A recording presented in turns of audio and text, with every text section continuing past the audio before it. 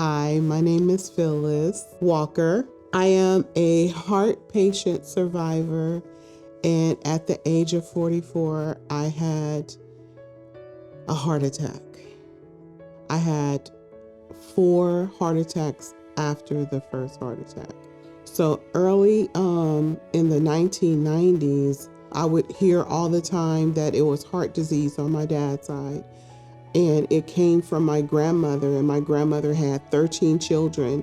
So I would always say, oh no, this will never affect me. After having the heart attacks, 5 heart attacks, I was told that my heart function was at 20% and that I was dying. So I was just following the doctor's orders and going to classes to learn because it was all new to me. After the first heart attack, I went into a deep depression. I never expected it to happen to me. And after it did happen to me, I became a vicious advocate for myself. At the time, being depressed and just, thinking, woe is me. Why is this happening to me? My youngest son came to me and he was like, Mom, the doctor said that you're dying and you don't want to live your last days crying and being depressed because you're stressing your heart out when you do that. And I'm looking at this 15-year-old boy and I'm like, oh my God. It was like an aha moment. You're right. Phyllis was up against many challenges, and understandably, she began to feel hopeless at times. What's important is that she didn't give up hope. She kept going on despite her heart challenges. It's really important to know that as a patient, you should feel empowered to take care of yourself and develop a healthier lifestyle with the help of your primary care team, as well as resources like the American Heart Association. He began to help me walk. He would take me to Walmart, get a basket, and hold me up, let me lean on the basket, and I walked for 5 minutes and was out of breath, and he took me back to the car. And we did that for about maybe 5 or 6 months. And that's when I started walking. That's when, for me, life changed. But it's by the mercy of God that I sit before you today.